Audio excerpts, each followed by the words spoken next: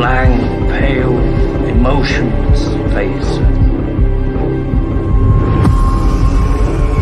Blackest eyes, the devil's eyes.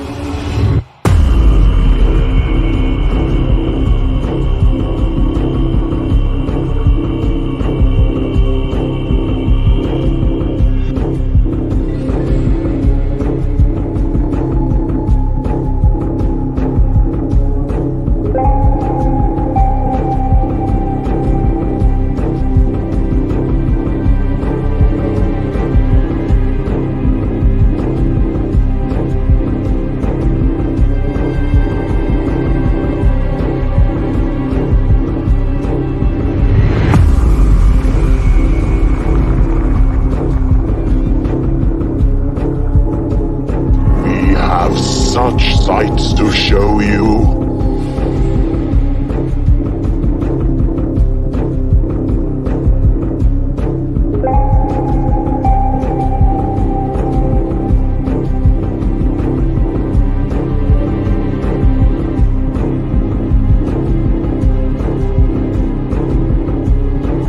We'll tear your soul apart.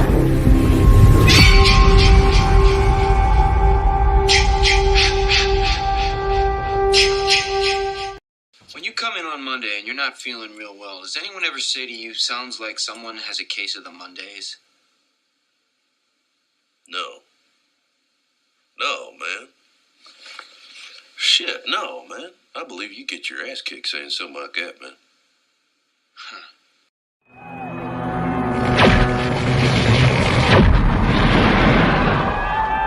Rock and roll!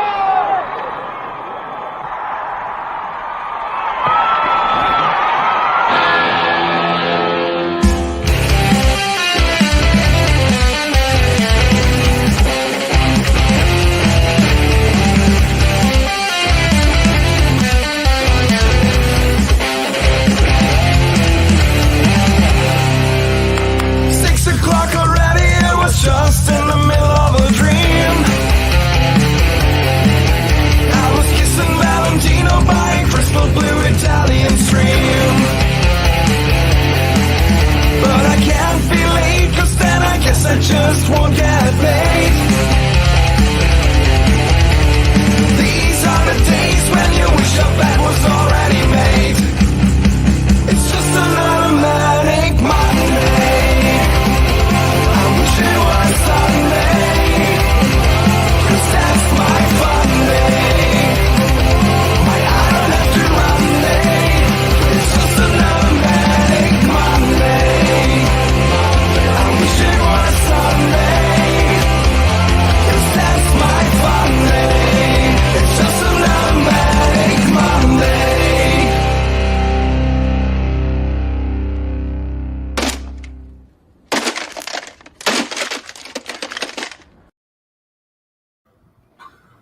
Woo! Welcome everybody to Death Curse Society and another edition of Monday Maniacs. Hope everyone's doing well out there. How you doing, guys? Good to see you. Good to see you too, fuckers.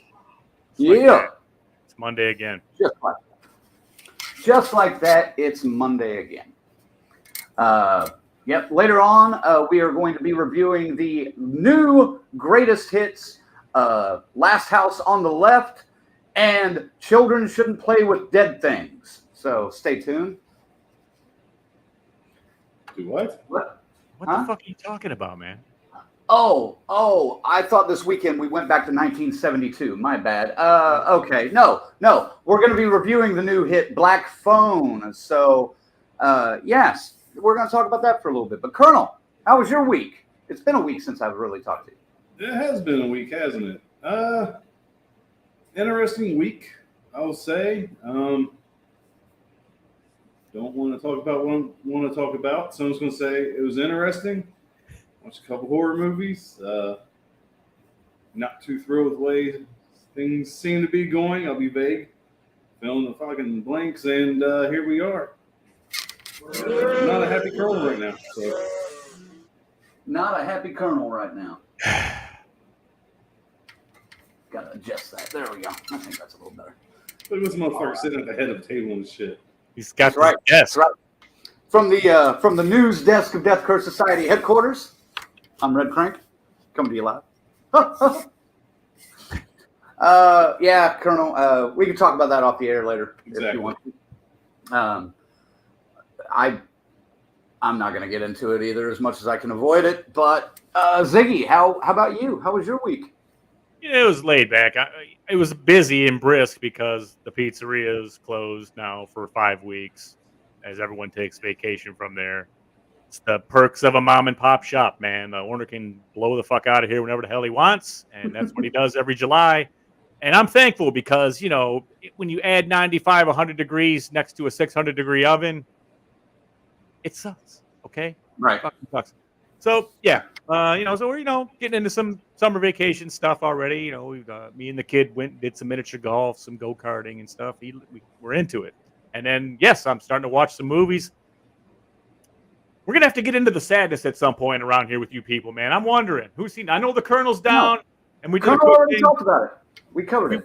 We will. You waited too long to watch it, man. You waited too long. It's okay. It warrants a little bit of lip service. I mean, we don't have to do a whole show on it and stuff. I just want to see what the crowd thinks. All right. Yeah. But then, Hey, maybe that can be something we do for the members, the final girls. Maybe that's what we do. We do a live watch along of the sadness, because I think most of them have Shudder. And maybe we can do that. The sadistic violence is it's in the running, man, for Ultimate. I mean, it's a pretty wild ride, man. Well, we've been trying to figure out, what to do for our private, our private show that we will do once every few months or so for our final girls and guys. And maybe that's a good one to do. If you guys are into that, if you're a final girl and guy, let us know. And speaking of, I was gonna say you don't get segues like that organically. Go for it. Right.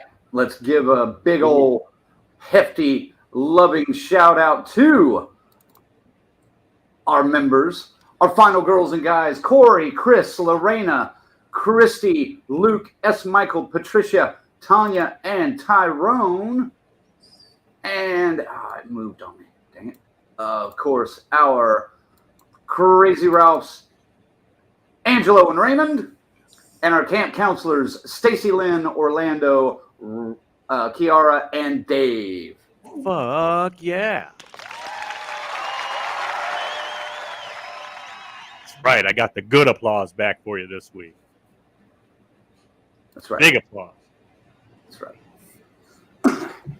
Well, my week was, I think I'm catching the vagueness that Colonel is stepping into a little bit. I get where he's going with that.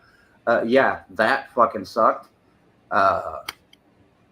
Again, we're not going to get into it. But yesterday, I ended up getting a chance to go down to Oklahoma City and checking out the Pop Culture Con that's done by the same guys that do the Horror Con that's coming up here in August that we're going to.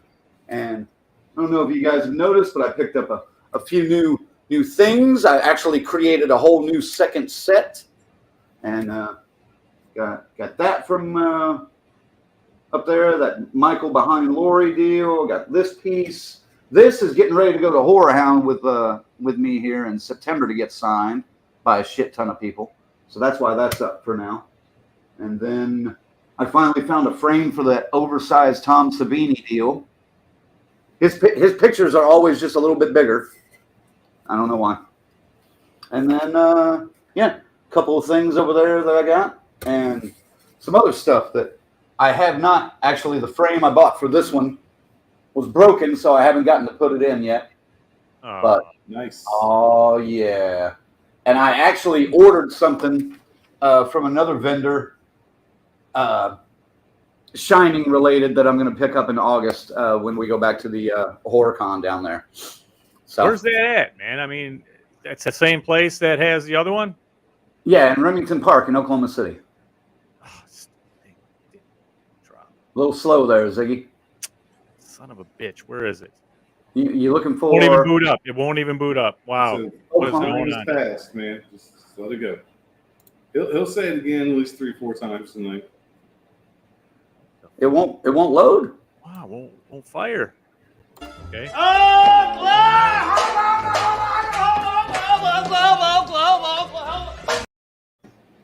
Huh. Well, there you go. Just Works on my end. I tried. Hey, my timing wouldn't be that fucking off. I'm sitting here going click, click, click, click, click. Not fucking working. Works on my end. I'm just saying. So, but yeah, There you cool. go. I haven't seen a whole lot of comments yet, but it looks like Patricia's here, Stacy Lynn, Tyrone, BK. He says, I'd be down to talk about children shouldn't play with dead things. I would too. I mean, shit, I can go on. Oklahoma! Oklahoma! What the hell, Zach? That just pop up? Is that how long it went? Is it that late? Dude, Wow. are you serious? It took that long? Wow. I didn't push it. Your internet sucks, Let me sir. see. No, it seems to be working It now. was me the first time. I was fucking. I was like, wow, if it fired that late, oh man, I'm gonna reboot. Here you go, Damn you, Ziggy. Colonel. Tyrone says, nice cup. That's right. Show it off. Yes. It's no better than this, folks. Well, it might, depending on what you like, but this has everything.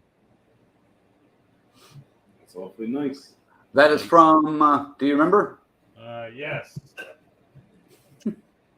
Wasn't it Sin? No. This was the guy that did the artwork. I don't remember their names. Hey, wait, here it is. I got it right here. You Yep. got it? Shanpai Designs. That's it. Yep. There you go. All right. I got one too that I'm actually using tonight. I didn't know Ziggy was going to be using his, but mine's of course Jason all over. They're amazing. I had it at the pizzeria, dude, in the sweltering heat. 5 hours, it kept the ice the whole time. I mean, I'm thoroughly impressed. Plus, whoever invented the steel straw like that is a genius. That brings a whole new level of refreshment. Well, the steel is a little cooler too, even going up. Mm. Well, I mean, I don't know about you, gentlemen. I mean, I don't have anything cool like that. I am drinking out of. Oh, how's this work? Never mind. I'm just drinking beer oven cup. There you go. I am drinking my summer brew from Braxton Scooter, which I used to call Cooter. That's it. I don't have anything cool to drink out of. See, we showed it when you will. weren't here the other week, but I'll just give you a hint again. I already knew it was Universal Monsters. That's all you know. That's all I know. We always get you some Universal Monsters if you're not around. Yes. What have we gotten you? Coasters, that? Did we get you a shirt one time that we saw that was kick-ass? No? No, I didn't get the kick-ass coasters. No, apparently it could be or could not be kick-ass tumbler cup. Guys, we got a couple of programming notes for you that we're going to drop on you real quick before we get into our review. But next week, being Independence Day, well, for old white guys at least, for women, it's just make me a sandwich Monday.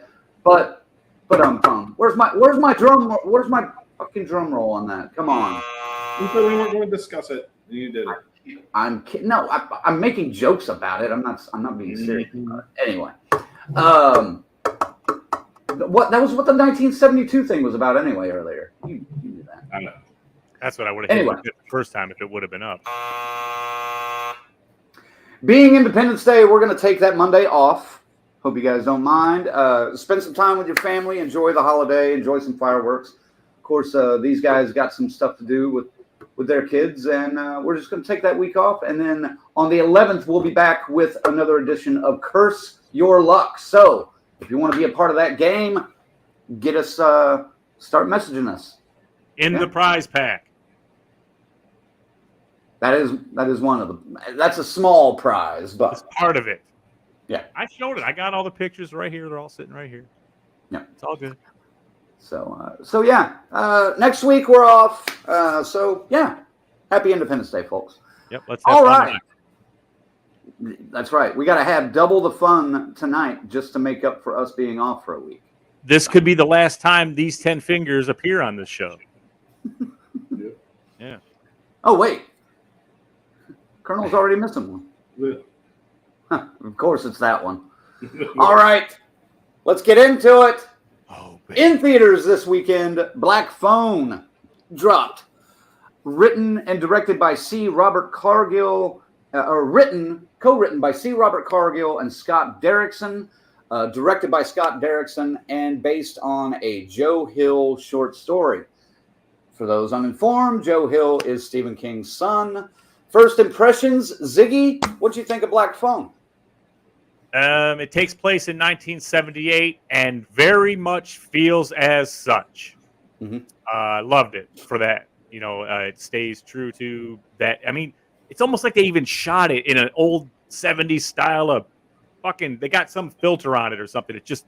It works. It just works. First impressions, it keeps you on the edge of your seat at times, and it's a pretty decent story.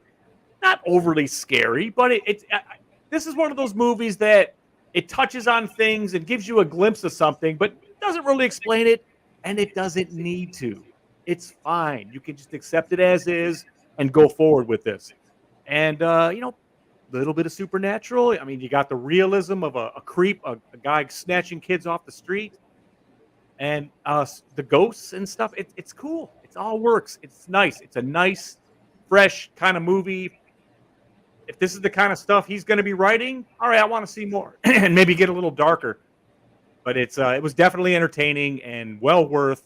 And definitely for me right now, this one is a push for probably the best I've seen this summer thus far. It's up there in the X discussion. Okay. All right.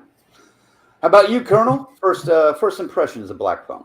Oh, I don't know how much I want to give away. So I did mention that I seen it yesterday, and one of our longtime viewers, he doesn't get in as much as he used to because due to work. But our buddy, good friend Silent D, asked me for a review. So I gave him a brief review in a private chat. I'm half tempted to read this because I don't think I could word it better any other way. And I'll just figure things out. All right. It says a well-written and acted film. I think we all agree with that. While it was light on the gore, it was terrific on the traditional scary moments. Even with a few well-timed jump scares, I was impressed with those. And you know me, guys, I'm not. Jump scares are fucking, I think, way overdone nowadays. But they did it just right in this film, and you made me jump one of the last ones. Again, I'm still scanning through with the takeout. Dude, the tension and the atmosphere in this film was fucking on point. Ethan Hawke, and you guys are getting the clip notes of these. Mwah. The chef's kiss. Damn, just definitely worth the price of admission. One thing I want to talk about that I really like, I highly doubt this is going to be a subtopic, so I'm going to throw it out of there. But the dream sequences that were like, had the filter like home camcorder, the 8mm. Yep. I fucking loved it. Oh my God, that was such a great way to show those. It was fucking, it was pretty good. That wasn't necessarily planned as a subtopic, at least on my agenda, but it was possibly a subtopic of a subtopic in a weird way. And maybe you'll see where I'm going with that here in a little bit. Or you'll know when to jump in with that, I think. So, first impressions. This is one I've been kind of looking forward to for a while. I am not really well-versed in Joe Hill's work, but I appreciate his pedigree. And I mean, he's got to come out swinging, you know? and for this to be some of the early stuff that gets made into films or TV, I enjoyed Nosferatu. And this one, I don't know. Did Colonel, it look like you had a reaction to No, other I'm films just of saying, his? 30, 40 years ago, they were making all these movies based off Stephen King stories. Right. I just think it's great that now, I mean, anybody that has Shudder has been following the Creepshow TV series, Nosferatu, even with this. I think we're in the dawn of the Joe Hill era of movies being made for his stories. That's kind of where that's kind of what I'm leaning towards here. And I'm okay with that. I'm ready for somebody new to step into the game that, besides the creepypasta stuff. That was a trend that peaked and then dropped way too quick. Well, how far could that shit go? You know what I mean? I don't know. I mean, I think it peaked with Channel Zero. That series I thought was great, and it was inspired a lot by some of those creepypasta stories. But I think Chuck D and Flavor Flav would agree. But yeah, this one, like you guys said, tension was great, acting was great, atmosphere was great. This is it's a good fucking movie. And the first thing I want to ask, as for new or different questions, is one of the things I see getting complained about in this film, or about this film, is, well, this isn't really horror, it's thriller. How would you guys classify this? Is this horror, Colonel? Fuck yeah, it's horror. I mean, if you have your supernatural, I mean, we'll break it down. We've discussed this 100 fucking times in the past. I can see where it's more thriller than horror. I can't argue that. I would say, but you have your supernatural elements. And that's a key plot to the fucking story, is the supernatural elements. Yes. Right there's my fucking argument. I don't really have anything else to say. It's fucking horror. And also, if you're a fucking 12-year-old kid and you got abducted by this motherfucker in a Sweet Tom Savini mask, you'd be kind of fucking terrified too. That's one of the things too, is I like the fact that it does kind of play with that fear of, as kids, that was always in the back of your mind, especially as an older kid, maybe not a 7 or 8 year old, but once you got into your teens, you were thinking, man, I gotta watch out for, I don't know who this guy is over here that's trying to talk to me. You got to watch out for that shit, So it played with that fear, and I like that a lot. We haven't seen a whole lot of those in a while, so that was a nice touch. Ziggy, is it horror? This is just as much horror, if not a little more horror, than Silence of the Lambs. If you think that's horror, then this is in the exact same kind of vein. More thriller, but it does add the supernatural elements to it, which is a nice touch. It's not overly done either. It's like, can't really give away too much there.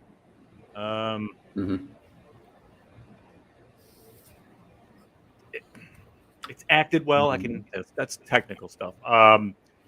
We're in a pretty much soundproof room for a lot of the movie, and you're in there. It works. It works, but just the anticipation of this fucking nutball and what's coming next and who he's going to be. And obviously multiple personalities, is what we're dealing with here. And it's just, there's twists. They're not major twists, I don't really think. I mean, I kind of went, oh, what the fuck, at one point towards the end there. But it's definitely, is it horror?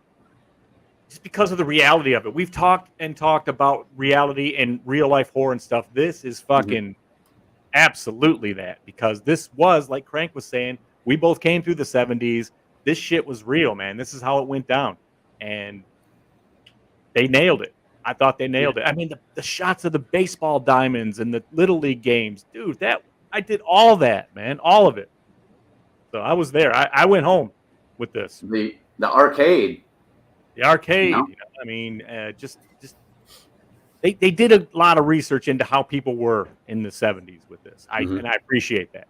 A lot of they looked into this. The Beatons.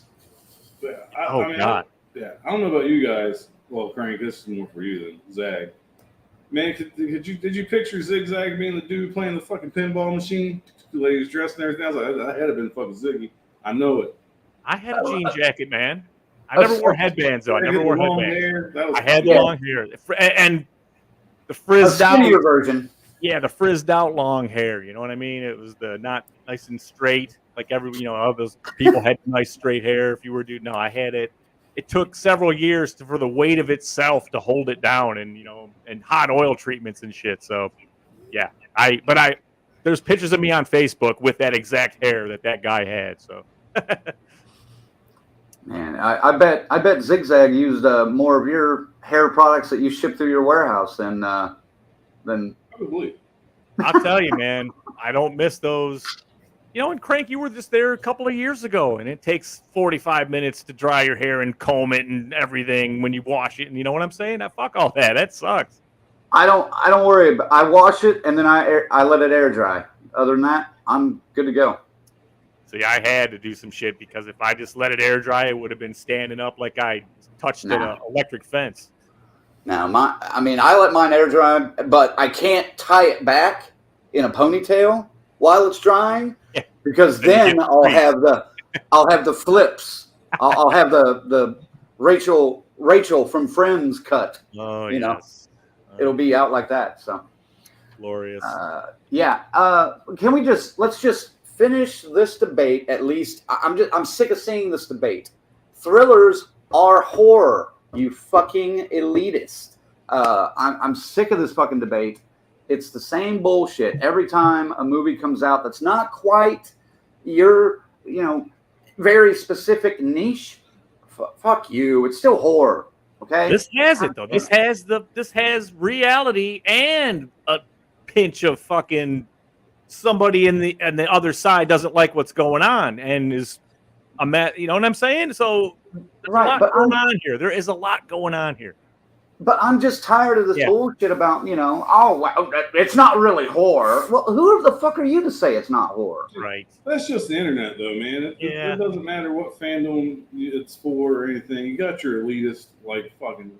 I'll use music for one. I love the band Ghost. Will I classify them as metal? No. But, man, people shit on them left and fucking right. I get it, but it's just fucking music. It's just fucking movies, man. Go fucking high horse. Oh, wow, look at that. IMDb has it classified as horror. I'm just saying. I'm just fucking saying. So. They probably have it as a comedy, too, though, just to be fair. No. Literally, the only one is horror on their classification right now. Not even thriller. So. I'd say that fits perfectly for this title. It's fine. I'm just sick of that debate. They said the same shit about X. Well, it's not really horror. And I'm like, what the fuck do you mean it's not horror? It's a fucking slasher. Yeah. Just because it wasn't somebody that rose from the dead. Well, that we know of anyway. I'm just tired of the debate. It's fucking horror. I mean, if you don't want to believe it is, cool. But don't rail on people because it's not. That doesn't classify as horror. I mean, well, then like I said, then you got what? Then you got to open up a 2-hour debate on what is horror. Then tell me your parameters. What are your guidelines for horror? I mean, so I don't care. And we've had that 2-hour debate before. So. Yeah, yeah. I'm just there. We go. I've said my piece. I'm good. All right. S. Michael says I enjoyed Joe Hill's In the Tall Grass a lot. Actually, slightly more than Black Phone. That's been sitting in my Netflix queue for 3 or 4 years now. I need to watch it. Lorena's here. Awesome. Adam says... Listen, you're going to want to stick around tonight because, as promised, Old Zag did some homework and got some footage, some cut floor footage from the Living Dead weekend, and you're not going to want to miss it. That's all I'm saying. Wait, what do you... Yeah. What are you talking about? Go ahead and let's go here. Let's go ahead with that little comment you were popping up, and we'll get to it later. Why are we plugging that in? Colonel, you're going to love this. I know, but why are we plugging it in the middle of a review? That's because I wanted everyone not to leave. That's why. Adam says, I liked it, but I'm a huge Ethan Hawke fan. I am too, Adam. I think he's one of those actors that I haven't seen him really do many, if any, bad roles. So, you know, granted, his face is obscured for most of the movie, and he is one of those actors that made that work. Yeah. And we'll get to that. We're going to highlight the actors here in a little bit. Okay, and the masks. The masks were good. Yeah, the masks were simple, but very off-putting. But different too. Yes. Yeah. I mean, almost like those like Dante's Inferno statues or monuments and stuff like that. Long faces, horns. They're wild, but all white. They're all white stone-like. Yeah, creepy looking. We'll talk about the mask too in a little bit. We got a lot to talk about tonight. Got a lot. Patricia says, "Sounds like a good movie so far." There's Silent D right there for you, Colonel. What up, players? Well, Silent D. Silent D. Lorena says, "Sounds like horror to me. The trailers sure were scary." That's right. Carrie, all the way over across the pond. Good morning, Maniacs. Hello, Carrie. Good morning, Carrie. I saw you on Adam Marx's live off the rails stream the other day. I meant to say hi, or I may have. I can't remember now, Carrie, but I meant to say hi if I didn't. But D says, child abduction is always scary. In the beginning of Halloween '78, when Tommy is walking home from school and Michael is trailing them, creeps me out. Yeah. Fuck yeah. It's an effective storytelling point. Yes.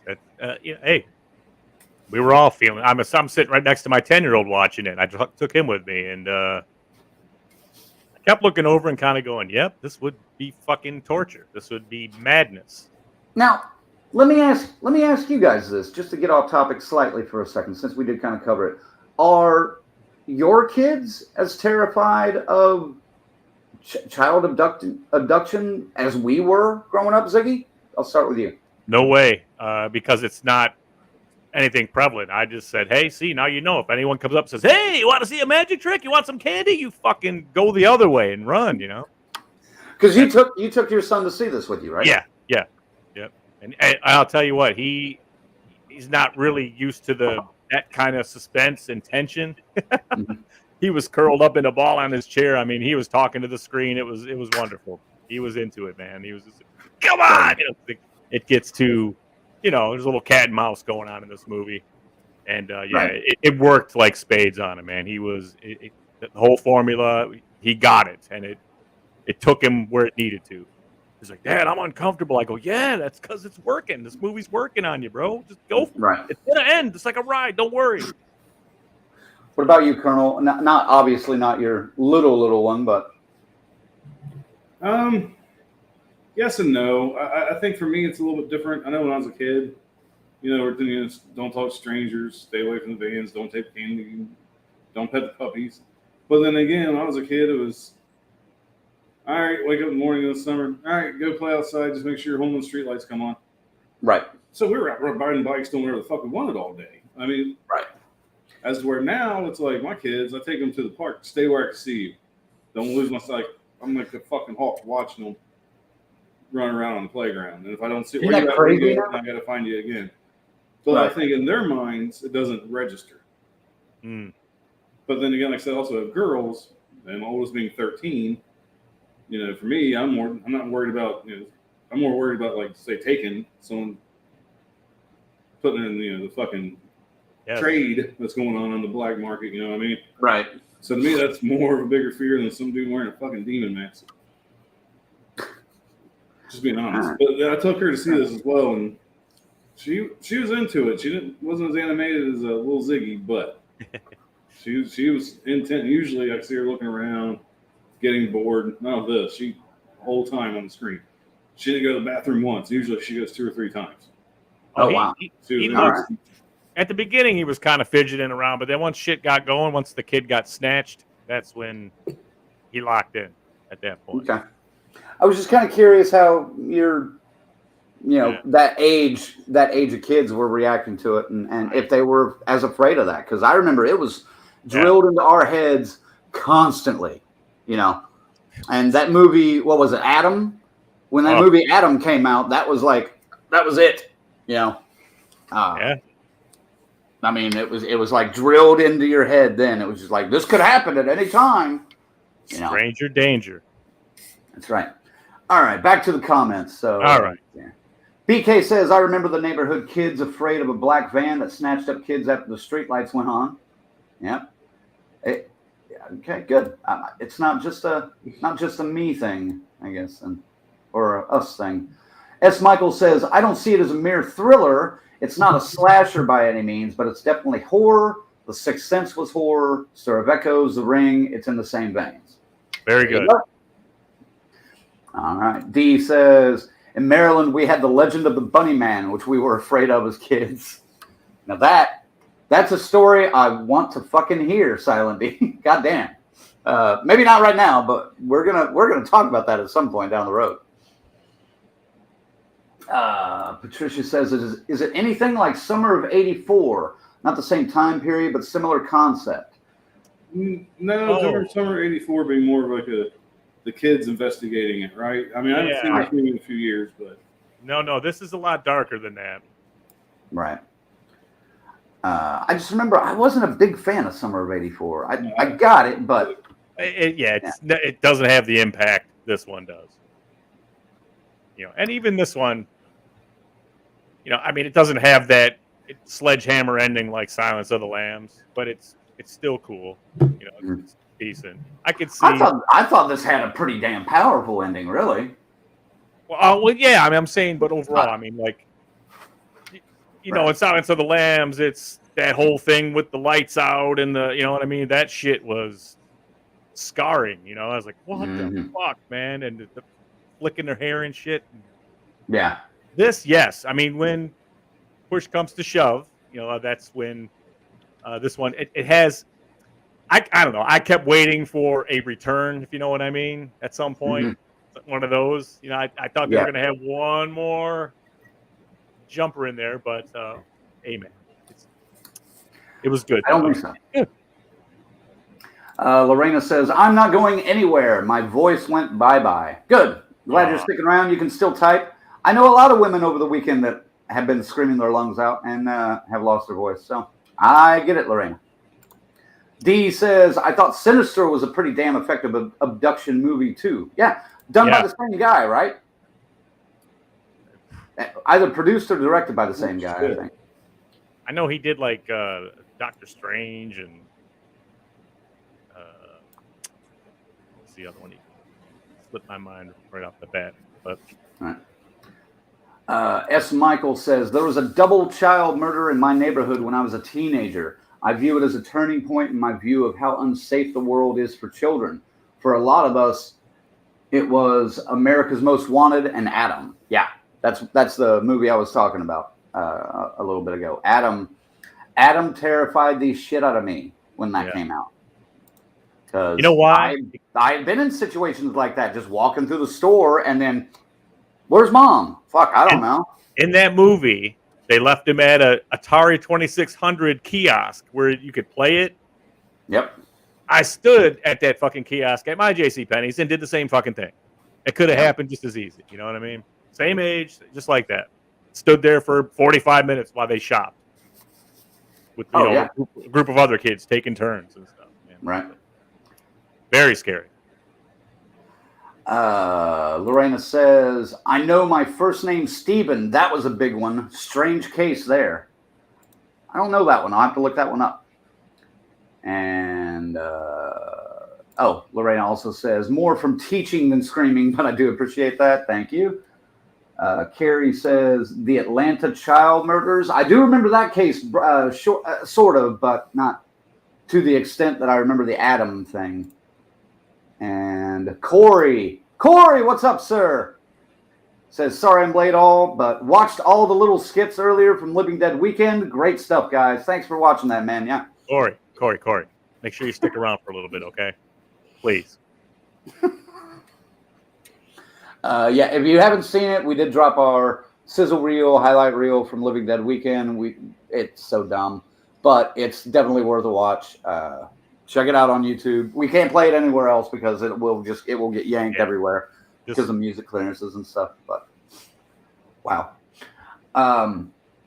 Let's talk about the acting. Ethan Hawke playing a total bad guy. I mean, not just sort of a douchebag like I mentioned he did in Reality Bites, but back in the 80s. But holy shit. Man. Ethan Hawke. Colonel, go. Dude, I think he did such a great job. I'll be honest. Little hints of Heath Ledger's Joker, and I'll explain that in a little bit. I'm going to just get starting out. For one, dude had to act his ass off with just his voice and his eyes. Mm-hmm. The entire fucking movie until the end. But 99% of the movie, his eyes and his voice were telling you this fucking story.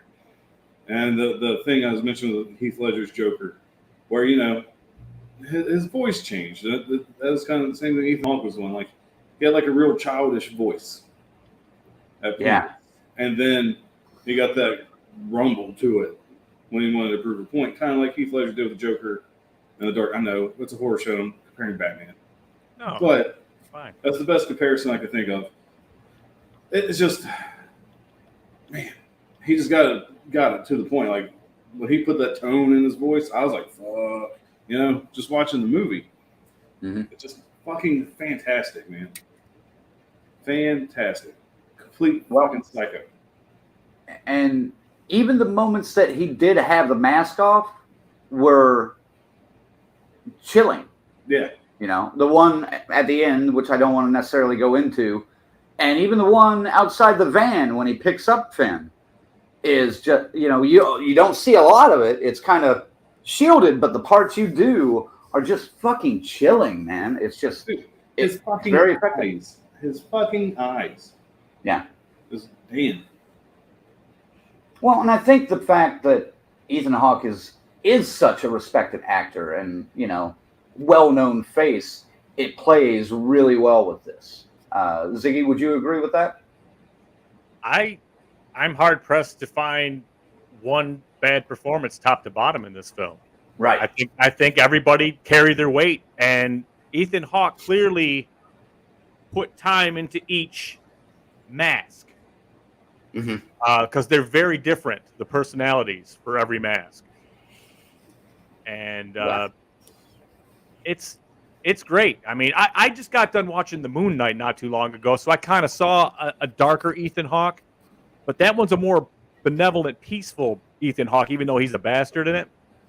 This is the antithesis, the absolute opposite, and he's great. He's fucking great.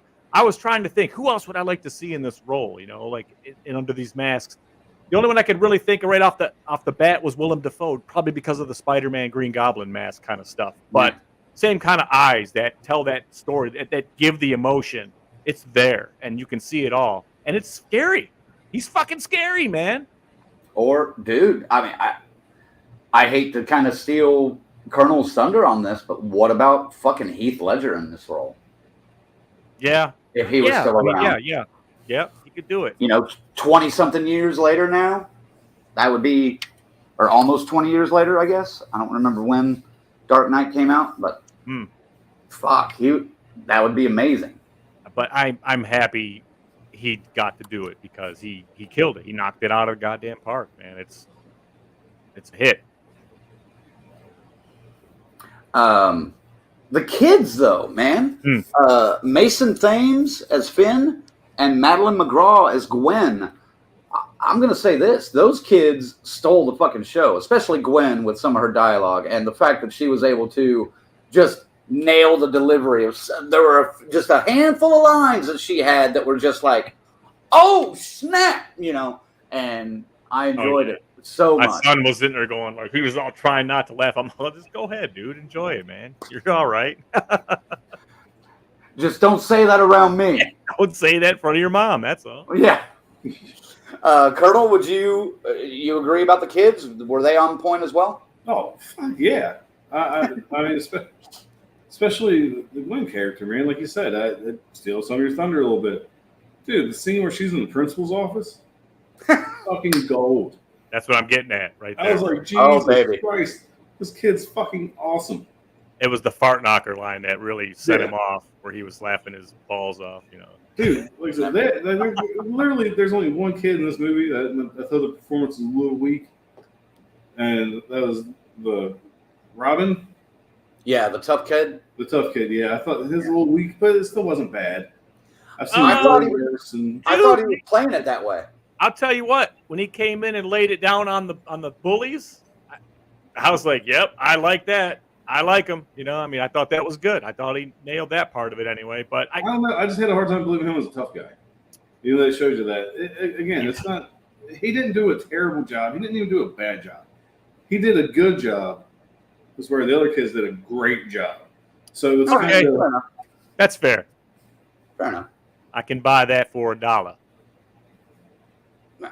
And I got a question for you guys. Well, Ziggy, jump in on the kids if you had something extra to say about the kids. I fail to see, aside from maybe, if we had to say you were the worst, okay, maybe the bully. I did kind of think that last guy, the one that said, you got this all wrong, you're here, if you think this is about you, that guy, the hair guy, he was a little bit, I would say, down near the bottom. I thought he overdid it, maybe a touch.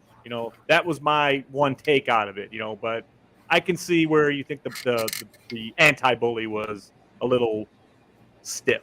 I'll say that at a little point. he did have a sweet ass Cheech and Chong shirt though. He sure did. I love the wardrobe in this whole thing, dude. There was so many little things around, and you had all that wardrobe. What dude, it was so cool. I said this took me right home. They got so much right in this movie from a 1978 standpoint. I can't lie. I had most of that wardrobe too because I got the hand-me-downs from my older brother most of the time. So yeah, I would say I had most of was that. pretty good from other films I've seen filmed in 1978. So it wasn't around. Sorry, guys. Thanks, Colonel. Yeah. I'm saying, like, the little league, all those little league scenes, dude. That was spot fucking on. That was me all summer for many summers. Oh, and those uniforms were perfect too because they had like the local wrecker or whatever. The wrecker service was the sponsor. Yeah. Towing service with the fucking trucker hat. Oh fuck. Oh, that was fucking beautiful. I want to throw this up there. Al's here. He says, "Much love, but haven't seen the movie, so jumping back off." Al, thanks for jumping in, man. We'll be seeing you soon, sir. Seeing you soon, man. Yeah. Oh. S. Michael says, "I love that they gave the siblings top billing in the credits." Yes, they were outstanding, and he agrees with Colonel that Robin fell a bit flat in some scenes. All right, there you go. Me and S. Michael are fucking rolled in tonight. You guys are synced in, simpatico. I think we talked. Yeah, we talked about. I think most of that. Let's see here. Carrie, I see you're going to send me a link. Excellent. I'll check that out later. D says Ethan's been on a roll, man. Yeah. S. Michael also says, I agree there were some elements of Joker in there. It was fitting for that psychological profile. D says, Willem's face is that mask. Maybe. In a way. Yeah. And we're going to jump into that mask here in a second. Maybe that's what I was seeing. Maybe. Carrie says, looking forward to seeing this movie. Yeah, it's definitely worth seeing. Oh, so yeah. check it out. It's worth seeing more than once. I can go out as far as to say this is probably worthy of putting on your shelf. Right. Yeah. S. Michael says, I also thought of the clown from American Horror Story a bit. Yes, I can see that. And Patricia says, John Carroll Lynch, that's the actor's name, yes. is amazing. Yes. And nice we guy. met him. Yeah, we met him a few years back, and he said playing those parts are really difficult for him because it's just so dark. But yeah, there you go. Yeah. Lorena, this is the baseball team she played for back when she was a kid. No, she throws bail bonds. That's the Bad News Bears. The original Bad News Bears. Right. Oh man. Right. What about, were there any other supporting characters that you enjoyed or did not enjoy? And I'll start with this one. I didn't like Max. I didn't like the brother. I thought it was good. I thought his couple scenes were just almost worthless. I knew why he needed to be there, but it just took me out every time he came on. Anybody else, Ziggy? Yeah, their father. You know, You didn't like him, or you did like him? maybe it's a testament. They didn't do enough with it to, because he kind of does a 180 once shit's lost, But yeah, I just said fuck, it shows a whole. That's what I mean. They give you a glimpse, but not a full lesson of how these people became to be who they are. And it looks like Finn and they had a rough time and his sister growing up. A tough time. And again, you hear something about mom, and then daughter has kind of the same way. So there's a lot of shit going on. Mm-hmm. They don't really give you, but it doesn't really take away from it, But this is right. His dad.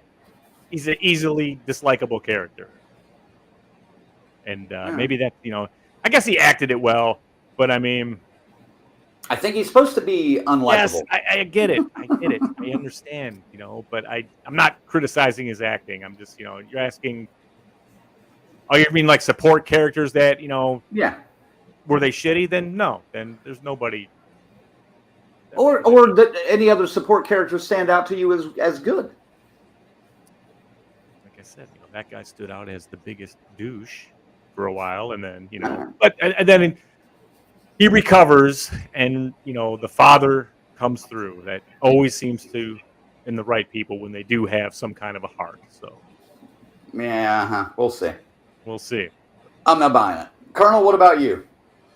I already mentioned the one supporting character I wasn't too high on, Robin. I'm going to disagree with you. Unfortunately, I see it in the comments again. Same wavelength tonight. I appreciated Max because it was nice to break up that tension. See. Oh, dude, and that's I've known dudes like this. Yeah. So to me, it was nice. There's fuck up brothers there fucking this whole thing up for him. Dude's all fucking coked out. And it was nice seeing this guy because I haven't seen him since It Chapter 2. And kudos to my 13-year-old because she loves the new It movies. She's like, oh, that's the dude that played so-and-so in It Chapter 2. I'm like, She's like, yes, it is. Yeah, then she got an IMDb. He's like, see? I was like, the one that didn't make it back in part 2. Yeah. Right. Dude, I thought he was fucking funny. Right. He released the tension when we needed it released. And his last bit of comedic relief was very well placed in time because I saw it coming, and I was the only one in the theater. And this is a pretty packed theater. Like, there were hardly any empty seats. So, the black phone, like, that was nice to see. I was still the only one that fucking laughed. I was like, of course you laughed. It was funny, man. And then you handed out Death Crew Society business cards on the way out to everybody. Here you go. Hey, check us out. All right. Well, maybe I'm wrong, but no, you're not wrong. We'll see.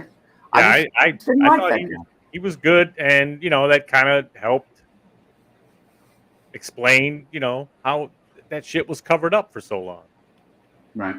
Just with a guy like that, I could totally fathom some nefarious activities going on in a basement where that guy's living, because you know what I'm saying? I know this guy. It's funny. It's so funny. I could get on board with that one too. I didn't have any problem with him. Here we go. Castellar Garcia. Hope I said that right. If not, I'll work on it. He says, love the line in the film, he was my idiot. Yes. Yeah. He was an idiot, but he was my idiot. He was my idiot. I think we all feel that way about our brothers at some point in our lives. So, let's talk about the mask. You already kind of briefly did, but Colonel, what did you like the most about the Tom Savini designed mask? And there was another guy. I'll try to look up his name real quick. Yeah, it's one of his students. Yeah, Jason something. Jason Brooks or Jason Baker. I think it's Jason Baker. It may have been Jason Baker. That sounds kind of familiar. Go on. Dude, I thought they were fucking great. Plain, but yet effective. Not trying to give away. There's 3 different masks. Each one was breakaway, so, kind of fit the mood he wanted. Rarely did we see him just the top piece, though, looking like fucking Batman. But Zag's throwing me off the one. Looking like Ace Ventura looking in the pool filter for the missing stone from the AFC Championship ring. But no, like I said, it's simple yet effective, and I like how they were breakaway to kind of fit his mood, if that makes sense. Yeah, that was the design part of the mask that I really liked. That there were 2 pieces at least, and you could change like the bottom part of the face or even the top part of the face. But I thought it was kind of neat the way they had that put together. And yes, it is Jason Baker, Colonel. Good call. Good pull. He's the guy that made my Friday the 13th Corona mask. Oh, okay. Nice. It's so funny. He's not even on the Internet Movie Database page. What the fuck? Yeah, he is. Like, I looked under the makeup department, and it was like, they got everything but the mask. No, it's further down under special effects because I'm on there too. I'll take your word for it. Ziggy, what about you? You talked briefly about the mask already. Go a little further into that. If you've seen the band Mushroom Head or Slipknot, you've seen something similar to this, but not without a guy holding a guitar or drumsticks and a pretty he's got a belt and an axe, and so I mean they're fucking terrifying. I mean, and I loved how, again, each time he shows up and he's got a different mask on, and it's a different Ethan Hawke. One of them's almost compassionate, and one of them's just like, hey, like kind of like another boy, talks to him kind of straight, like, hey, it's all good. Don't why would I poison the food? You're already here, and right. Stuff like that. And then of course there's the main mask where he's for the naughty boys, and that's the one we don't want to see. And they all look different. They're very unique. I can see probably a trend breaking out. Someone's going to put them out. Spirit Halloween or something will have them. They'll all be out there. So get ready. Yeah, someone will do these, especially if the film does well. D says, I love seeing good horror at the theater. I try to see them as often as possible on the big screen. I'll be going to see Black Phone in a couple of days. Excellent. I hope that I get to see this in the theater. I hope you do too. And she hopes it does well. Garcia is saying that he's glad that it's doing well at the box office. I didn't look at the box office numbers, but and he also says, hope that in Nope, the aliens are experimenting with living things to modify them in their own confined environment. I have no idea what Nope is going to be like yet. I'm still kind of in the dark on this one. I've seen the trailers a couple of times, but I'm really curious as to what the hell they're going to do with that movie. That's it. I'm curious too, but I'm also trying not to think about too much. Yeah. I'm be shocked. I know Jordan Peele's going to fucking shock me because he usually fucking does. Yeah. S. Michael says, I enjoyed several of the supporting characters. The principal and the cops getting cursed out by the little girl was priceless. Yes. The guidance counselor was hilariously clueless, but well-meaning, like most actual guidance counselors. True. He goes on to say, it's a good mask. It's hard to live up to Michael's, Leatherface's, and Jason's, though. I wonder if we'll ever see another mask quite that iconic. This one doesn't quite reach those heights, but it was cool. Yeah, no, I don't think we ever will see another mask like that. I could be wrong. I guess Scream, Ghostface was the closest Ghostface thing. is pretty iconic, I guess. Yeah. See, now this one, I could see it coming iconic if it was a slasher film. Well, and this is way ahead of what I wanted to do, but if there was going to be a franchise of this, which I don't see, and for the love of God, please do not. I know it's Blumhouse, so they try to franchise fucking everything, but Please do not. Do you guys want to see a sequel to this or a prequel? Because I fucking don't. I think that would be a big, big, big mistake. Ziggy. It just hit me. What if they were going to go ahead and do like the Terrifier? You know, Art the Clown now is supernatural. Ethan Hawke, the Grabber, is supernatural. No. No, don't go full supernatural. What the supernat? They fucked him, so why not? Another force on that side comes and helps him. You know what I'm saying? Imagine Danny DeVito right now shaking his head. No. Oh yeah, I don't think it's a great idea at all, but this is something we have to consider. You know, if they're going to do it, how are they going to do it? God damn it! You know they're going to do it too, which is what pisses me off. It only made $23 million last week. All right. Well, so either way, I'm with Crank. If they were to do a sequel to this movie, it would be a great disservice to this movie. Mm-hmm. Like, you would cheapen it. Nightmare on Elm Street. Nah. Same thing. You start cranking these out with a bunch of fucking grabbers. Ain't gonna work. All right. One other thing I want to talk about that pissed me off. The movie hadn't even fucking started yet. But did you guys catch the new Blumhouse production animation at the beginning? Yeah. Right? Oh, bullshit. That set me. I was just like, I think the first time I saw it, I said, "Are you fucking kidding me?" Like a little bit louder than I meant to. With Michael peeking out. Well, you know, like Michael would start like, "What's up?" No. Dude, where was the burning house? Yeah. Well, yeah, exactly. Why isn't the house in the logo on fire if it's Blumhouse? That's my thing. God damn it! I'm sorry. That pissed me off when I saw that. Dude, I was paying extra close attention after your text on Friday night about it. So I'm like, all right, let me see what he's talking about. I'm like, oh, okay, they changed it. That was so indifferent. I didn't. Yeah, I kind of went, that's all right. I know that's their character now, but it's not their character. You know what I mean? Oh, they paid dearly. Oh, I'm sure they paid for it, but it's not their fucking character. And God damn it! I feel like I've played like 3 rounds of the Evil Dead right now. I'm getting that pissed off right now. Just wait until they score those Friday the 13th and Nightmare on Elm Street licenses, brother. Jesus, I think Crank's about to pull a Scanners here, man. Let's all tune in. Should I put him on solo here? Shit. No. Let's watch. Oh yeah. Get me out there. God damn it. I'm sorry. It's not their character.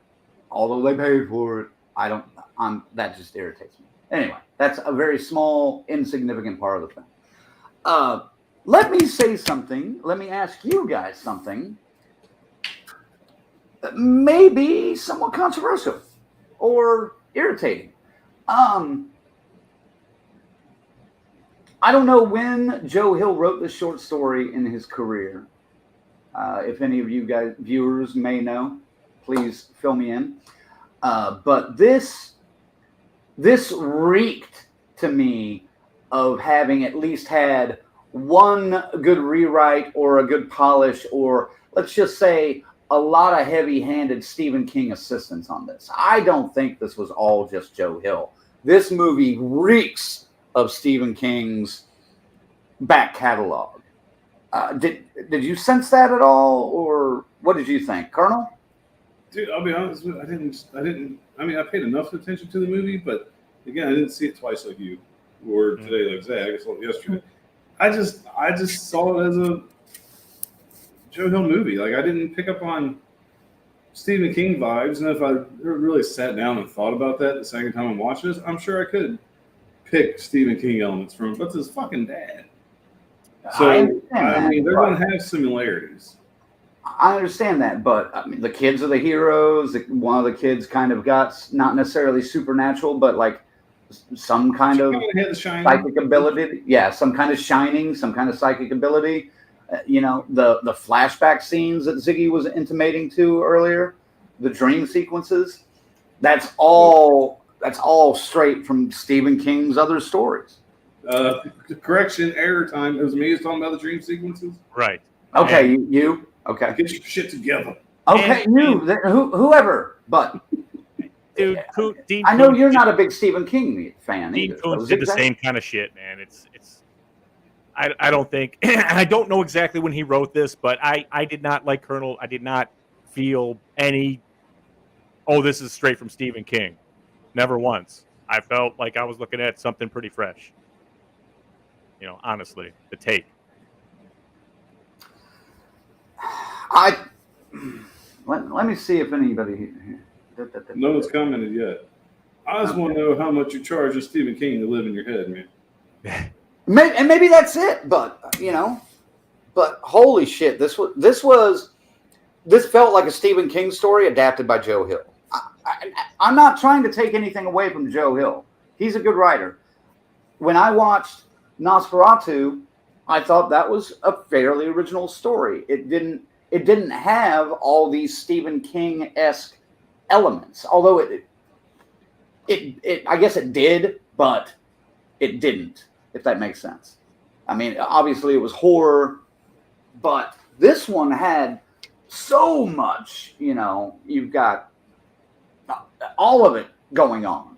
And it's, Shawshank Redemption, Stand By Me, The Shining. It's all just like you take some of Stephen King's greatest stuff, shake it up, and then mix up a cocktail, and you get Joe Hill's The Black Phone.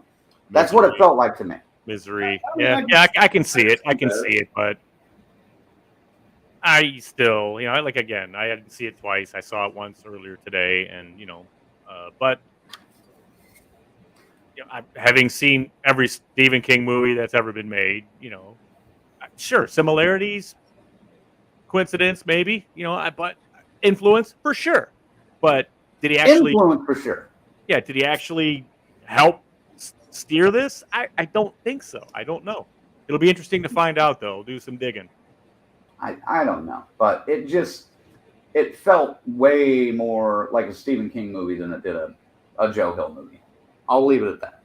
But and by the way, I didn't really see it twice. I went to see it twice, but keep in mind there was some asshole sitting behind me talking the entire time, so I couldn't barely pay attention to 90% of the fucking movie the first time I saw it. That's all I'll say. I gave the guy a piece of my mind in the parking lot afterwards, but that's it. I won't say any more. But fuck you people that talk in movies while people are trying to watch the goddamn movie. Anyway. All right, so never mind. I guess I'm the only one that saw that. So, unless somebody... Well, Patricia says... Does Joe Hill put a lot of kids in his stories? I don't know. I haven't really read a whole lot of Joe Hill yet. I'm going to, but I want to find out about this. S. Michael says it makes sense that he would be strongly influenced by his father. Yes, but you would also, I would think anyway, if you were trying to come out and be on your own, so much so that you change your name from King to Hill, that you would try to stay away from multiple similarities in one short story or one, converted into one movie like that. I would think. Right, just like Jason Reitman.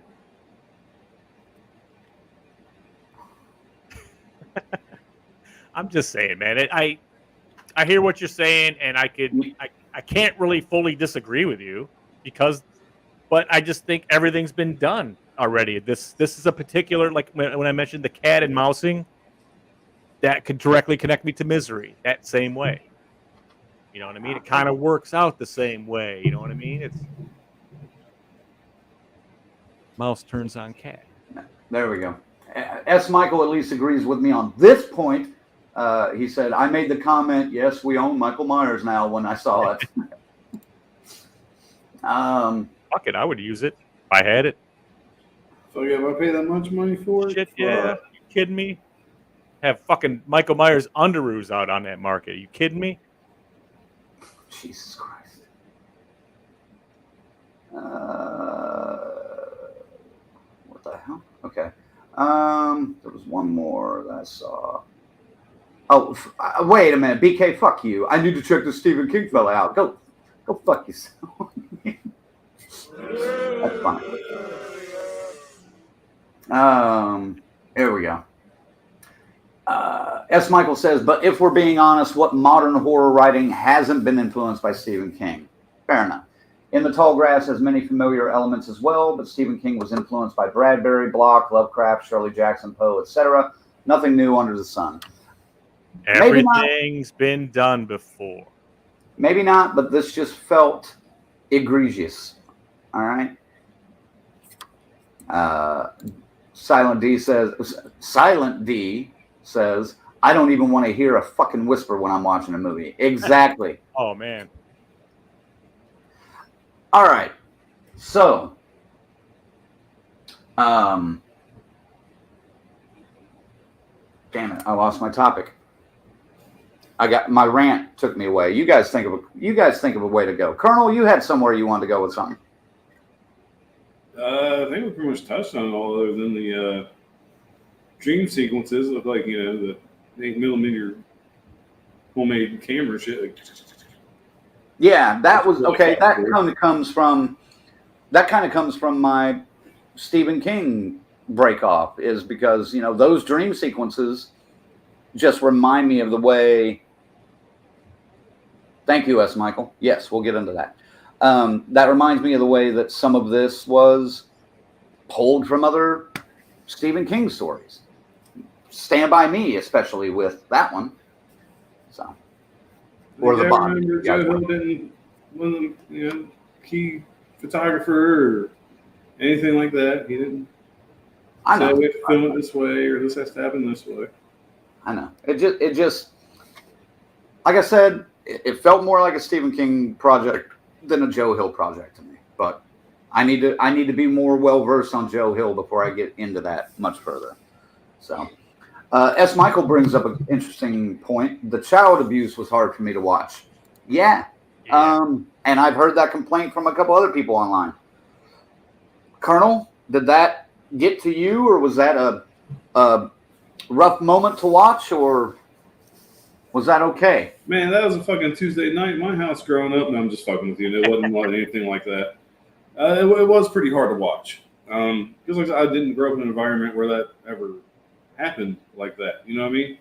Mm-hmm. Like, I've seen spankings and shit, but not like that.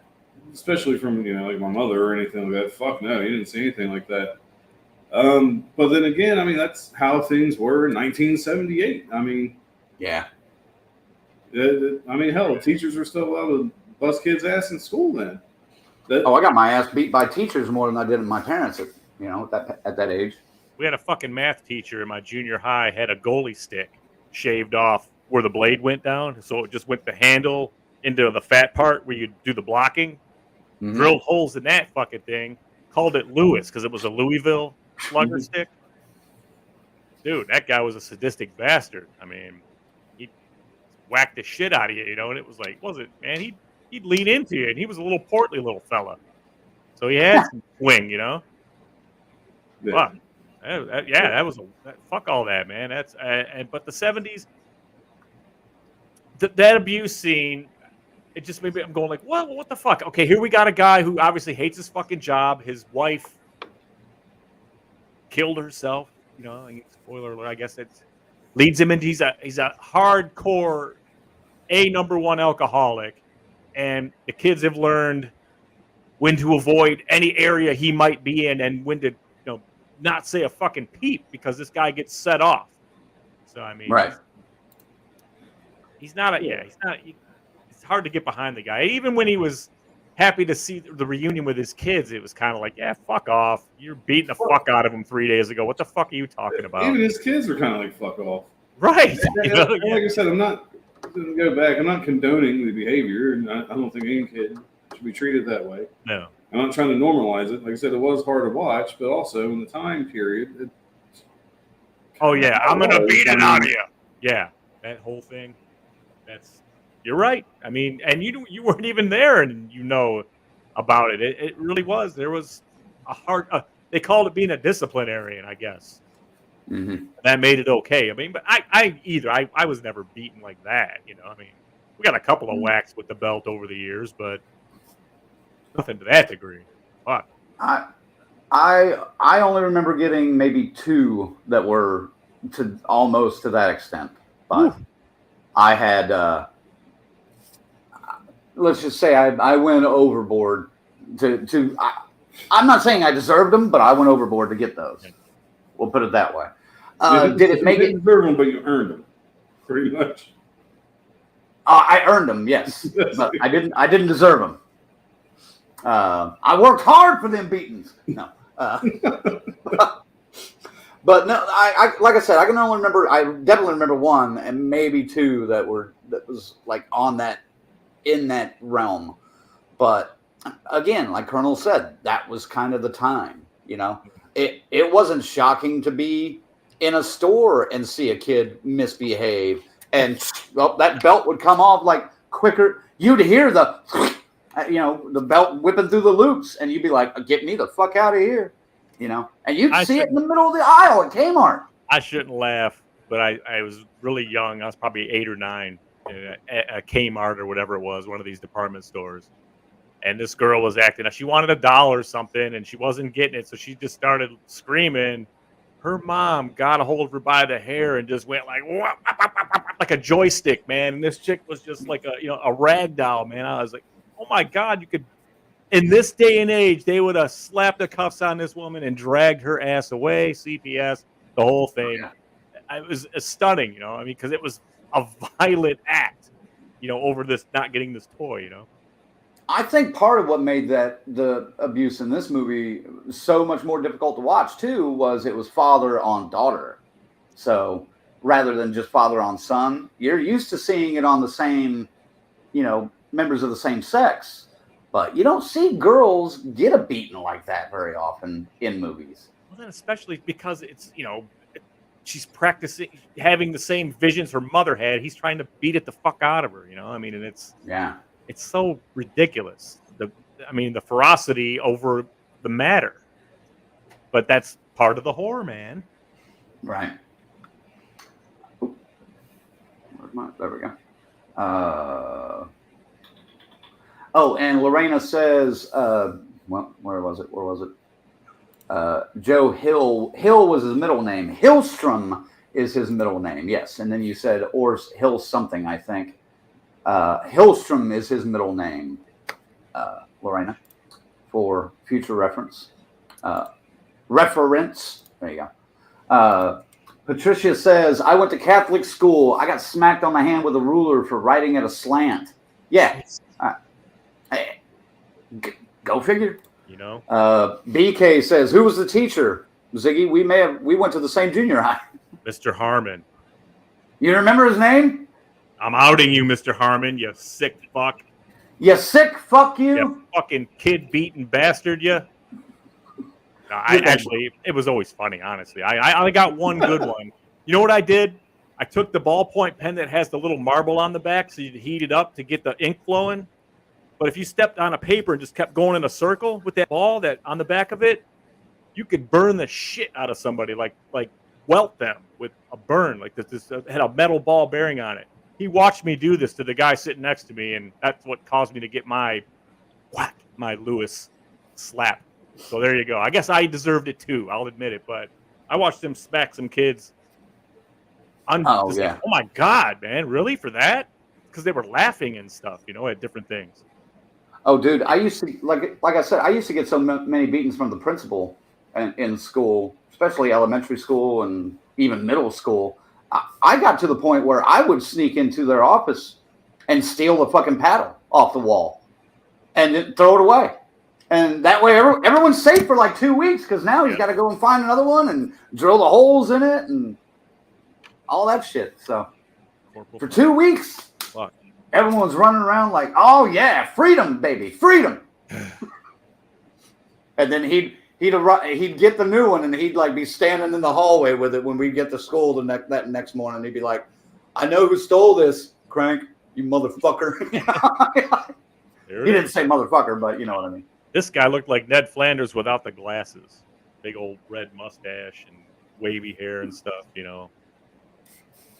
Mr. Harmon. Mr. Harmon. Fuck you, Mr. Harmon. S. Michael says, my kid brother and I were beaten with a belt. It's all my dad knew. I don't hate him for it, but I do feel like society has evolved a lot in 40 years. Alcohol makes it hard to pull your punches, so it was the added drunkenness that bothered me more than the corporal punishment. Yeah. I think, are you talking about the drunkenness in the movie?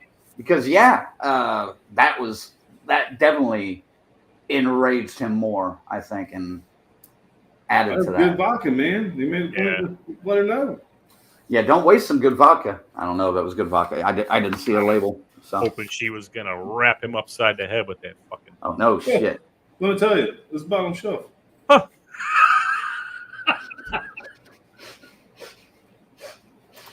Lorena says totally was.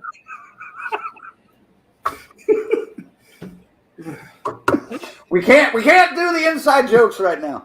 Lorena says totally was the norm for the time, and man, am I glad that changed. Absolutely, Lorena. I do too. Carrie says a teacher at my school lost his job for putting tape on a boy's mouth. Holy shit. Lorena says ours would throw chalkboard erasers at us, more sneezy than ouchy. I had a teacher that picked up a fucking desk and threw it up over my head one time. John Kula, I'm calling you out. There you go, another teacher. Yeah, well, no, he's the principal now at that school. Yeah. He moved up. We had a couple that were pretty didn't get it that they're there to nurture and help form minds, not fucking destroy and stunt. Fucking idiots. Yeah. Kids being kids. Ziggy, you might get your button ready. Which button? Hang on. You'll see. Okay. Lorena says, yeah, that's the thing. What did we learn from any of that? Wasn't about to pass that on to my kids, and I'll tell anyone and everyone how awesome my kids are. Good for you, Lorena. Yeah, I think most parents nowadays have left that in the background, unless it's, an extreme fare, but it's not like it used to be. I mean, shit, I'd get a SWAT for dropping a fork at the kitchen table sometimes, Here we go, Ziggy. S. Michael says, I went to third grade in Oklahoma. In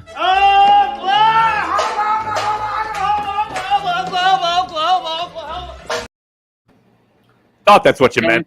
I started looking at the comments just to see, and then it reset my snake column back to. Oh, okay. And got paddled for writing shit on a bathroom stall. I did not learn my fucking lesson. You need to. What school was it? I'll sneak in there and write shit on the wall for you. He'll write shit on the wall with his shit. I'll write shit on the wall with my shit. And Silent D says, I think our gym teacher fought the most kids in middle school.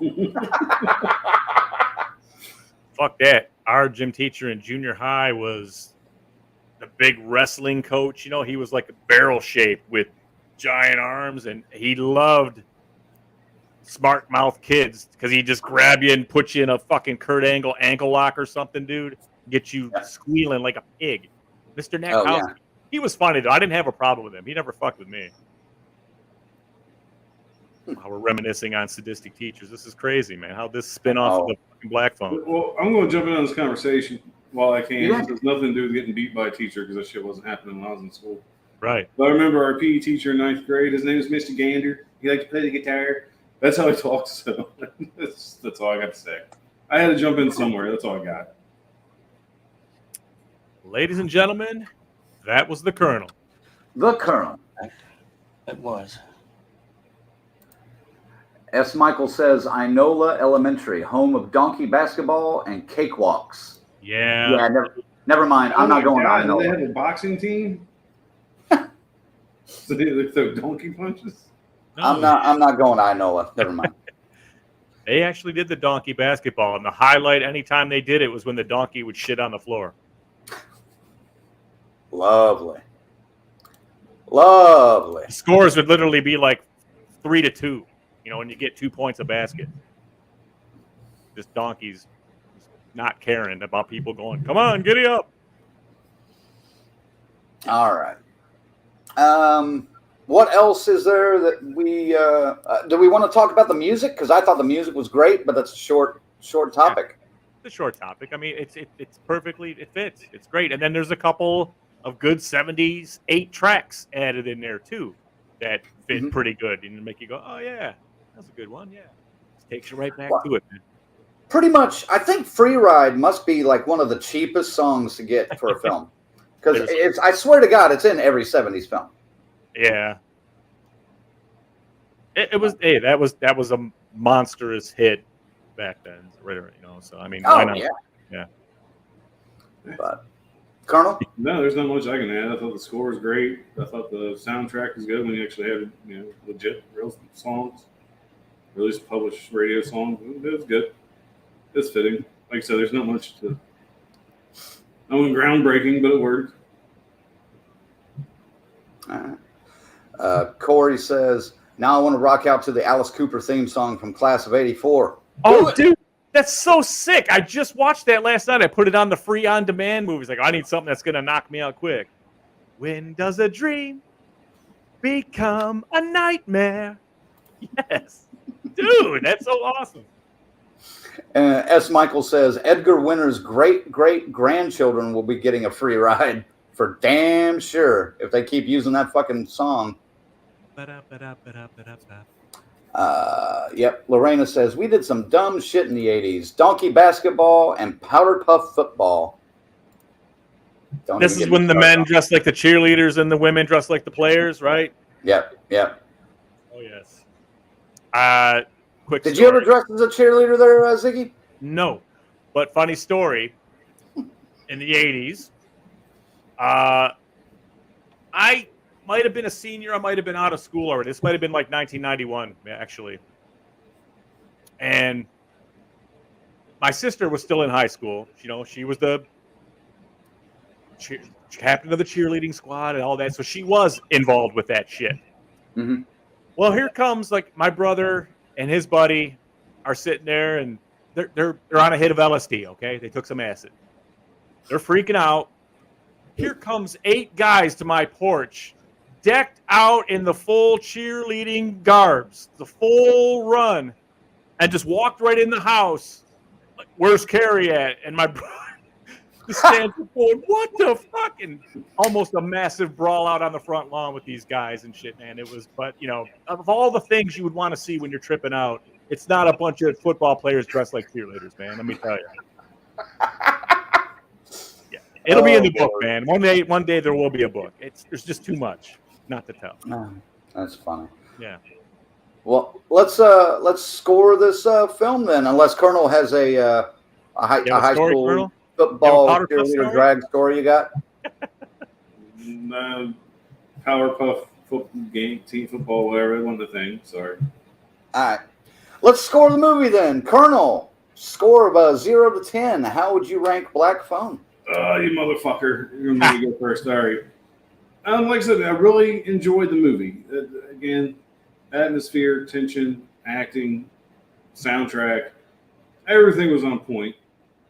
Very entertaining. I'm not an asshole, packed theater. I wasn't going to check my phone. There was a couple times I was like, I just want to see what time it is, but I didn't because I'm respectful. So there had some fucking asshole sitting right next to me. I didn't like that. I missed the days of spreading people out. Yes. There was a total of maybe 6 in my theater. Yeah, I didn't have. They were 100 feet away from me. The next people. So Dude, I went on a Sunday evening. It was still packed. I mean, there's barely anywhere to park. But anyway, we digress. Let's get back to it. Masks were freaky. Ethan Hawke, fucking fantastic. I've been really struggling with the grade I would give this. My 13-year-old daughter gave it an 8. She absolutely loved it. And I can't say that she's wrong. But I've been tossing like, I don't want to give this an 8. Don't want to give this a 7. I'm somewhere in that range. God damn, I got to pull the trigger. I'm going to give it an 8, but I will disagree with Ziggy. This probably wouldn't go in my collection. Will I buy it when it comes out? Yes, but only for people that haven't seen it. And I'm like, hey, you like this kind of news, you might want to check this out. But it's probably not going to be something I'm going to go out of my way on a Tuesday night. Like, I want to watch a movie before I want to go to bed. I watched Black Phone. Let me check that out. Right. So it is a good movie, but it's hard for me to say it's a one I'm going to rewatch it every year or every couple of years. I never said that. Okay. All right. It's worth the collection. Sure. So it's in the Worth collection. on the shelf. You watch often. Worth on the shelf. Dude, I got movies. On my shelf for fucking 20 years. I haven't touched it. Still shrink wrapped. I have some too. Yeah. Oh shit! Wrong one. Stop wasting Wrong. your money. Everything I buy in my collection, I watch, and it's a big fucking collection. I intend to, but just they never come up. Having said that, will this movie be that for me? Probably not, but I probably will get it on the shelf at some point because a bunch of things work in here for this. Good horror movies in this day and age are few and far between. Now, yeah, it's a little light on the horror, but it has enough of the elements in there. I would have liked to seen a little more of the source of the supernatural, what's allowing the contact to the living. But I digress. The story pace is great, start to finish. I did not pick up my phone. Went right through it. That's always, we know. Another one is if your ass starts to hurt, you start to get restless and your ass falls asleep. You almost got to stand up. Doesn't happen here because it's paced just right. So the Black Phone and Ethan Hawke and all those crazy Tom Savini masks, I got to give it an 8, man, because wow, it did work. It did go solid. And watching it with my son also agrees. He gave it an 8 as well. And seeing that tension work on a fresh set of eyes, I know they're doing something right. And it's, a fucking win for Blumhouse for once, because they've been putting nothing but shit out for a minute now. Let's face it. We're getting worse and worse with Blumhouse. This one, not in that category, man. So kudos to them for that. And I give it an 8. All right. Yeah, I love the story. I love the acting. I love the direction of it. The music was great. The tone was good. This is probably one of my favorite Stephen King films to come out in a while. I'm kidding. I know, Joe Hill. Just fucking kidding. But yeah, I can't really add anything more to that. I'm giving it an 8 too. Jesus Christ, how the hell are we so locked in on this? This movie spoke to all the different types of fans of horror, man. It worked. Yeah. I mean, Just there wasn't I've much blood, seen but when some- I had blood, it was good. I've seen some people complain about it, but I thought this was great. You're pretty much nitpicking, though, honestly. Let's face it. I mean, if you go to movies all the time, you've seen the whole history of shit like we have and everybody does. You're going to find things, of course, they might not like. But, man, you got to take it this time. It's like, this is a good fucking movie. It just works. The story will keep you captivated, and you'll get through it. Right. You walk out of there, I felt satisfied. I was like, yeah, all right. I saw a good fucking story, and it lived up to the hype. Yeah, it did. And that was another thing I meant to bring up. This movie had a bunch of hype about it. Yep. But it lived up to it. It worked. It wasn't a letdown, which I was happy about. So. I just realized, guys, kudos to you two. And I guess I'll pat myself on the back as well. We gave a little bit away, but we didn't spoil anything in this fucking movie. We usually do. No. We usually do. Not tonight. We were pretty good. I don't think we had to. I mean, just because there's enough there to take in. And then, and then a lot of that is going to be open for interpretation anyway of what the fuck is actually going on. So Not as much as Mad God. What are you talking about? ugh. Yeah. Oh, no shit. I had a dude at work ask me, "Hey man, Mad God, is that worth watching?" I was like, You got 3 nights with about a half hour each night, then yes. You're gonna need about 18 shots of vodka to get through it too. 18? 18. All right. S. Michael says my 23-year-old daughter gave it a 6. 7.5 for him though. Worth the ticket. Patricia says you guys got me excited to watch it. S. Michael says if there had been just one more good jump scare, it would have been an 8 for me. Carrie says you and me both. And Lorena says, y'all got me too scared to watch it, probably. No. It's not that scary. You'll be all right. And They don't overdo everything. Yeah, like I said, that's Michael's point. One more good jump scare. I could use one more good jump scare, but the ones we had I thought were so effective, it didn't really affect my score. I'll admit it. I was kind of looking for a Friday the 13th type ending, maybe him bashing through the front door of the house, and under a hail of bullets or some shit. But I wasn't sure because those jump scares were pretty fucking effective. The two really good ones they did. Oh. Way to go, Ziggy. God. After Colonel just praised us. Please. That ain't shit. I said that already earlier anyway. Not to that effect. It doesn't matter. We already said he would have to come back supernatural, so all right. We got an intelligent crowd. Come on. All right. Good Lord. What the hell is going on? Calm down out there. I'm trying to wrap this up. All right, Ziggy, what was it that you've got for us to... I haven't seen this, so I got to make the screen like oversized here so I can see this. You folks that waited, you will be rewarded now. If you have watched our highlight video from Living Dead Weekend, you saw there's some stuff in there, and at one point, a feeling I know what this is.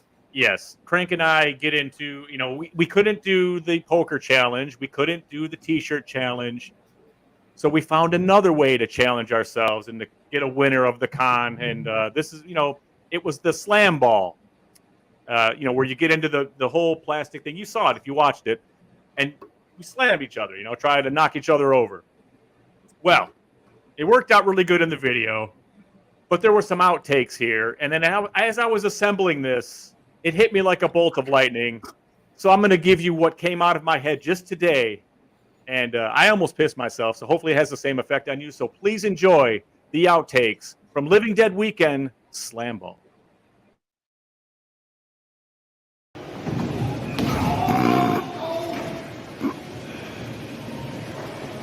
This conic foal has just been born and is still struggling to break free of its protective birth membranes.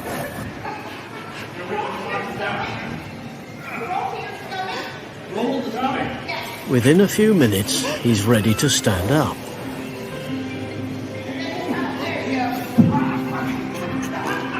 Well, almost.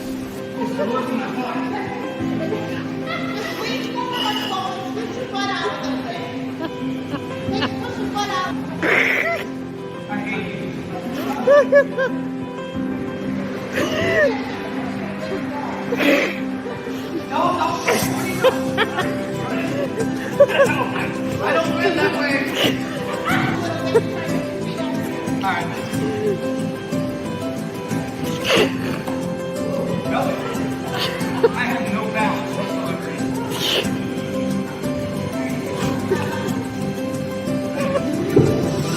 Half an hour later, he's found his feet.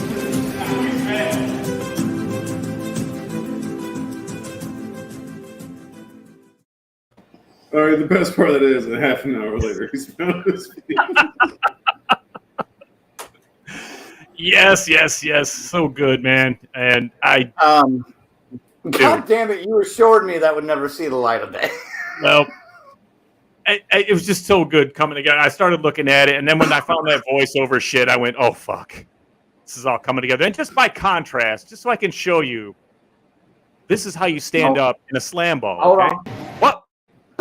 Hold on, because S. Michael has a good one here. Mutual of Omaha's Pathetic Kingdom. That's what I was looking for. I go, man, I wonder if I can catch a narration of a foal being born or something. And dude, the first one came up from the BBC, and I went, oh my god, this is all right. Show yours. And this is how you stand up in a slam ball.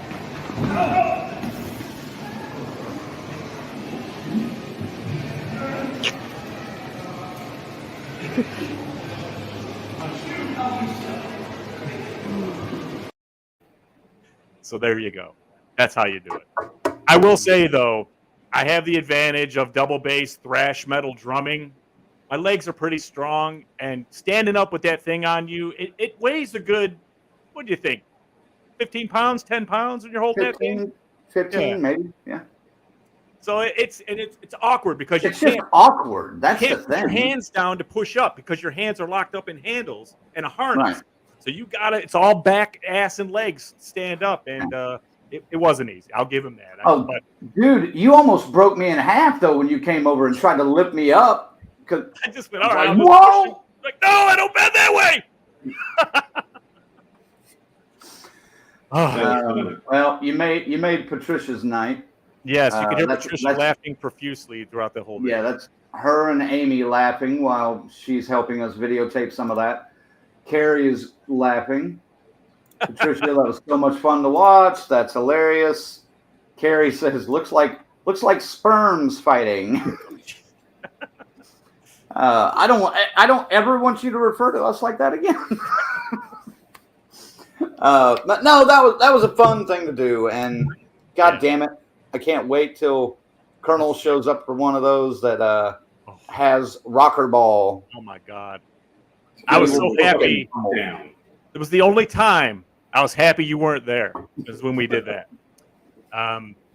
Yeah, and then when he was trying to get up, I'm in the fucking ball, so I'm in a cone, an echo chamber. So I'm laughing, and the shit is just—it's unbelievable, man. I couldn't. That was making me laugh. It was a scene, man. And then looking at the fucking people that run the place were dying laughing. They're trying to tell them how to roll over and shit. It was fucking great. It was excellent. Put your butt in the air. I don't have a butt. They're like, okay, and stand up, and he'd be like, nope. Oh, it was so good. All right. Yep. Yeah, exactly, Patricia. Colonel will probably destroy. Yeah, both of us. What are you guys trying to say? It would not be a fair fight.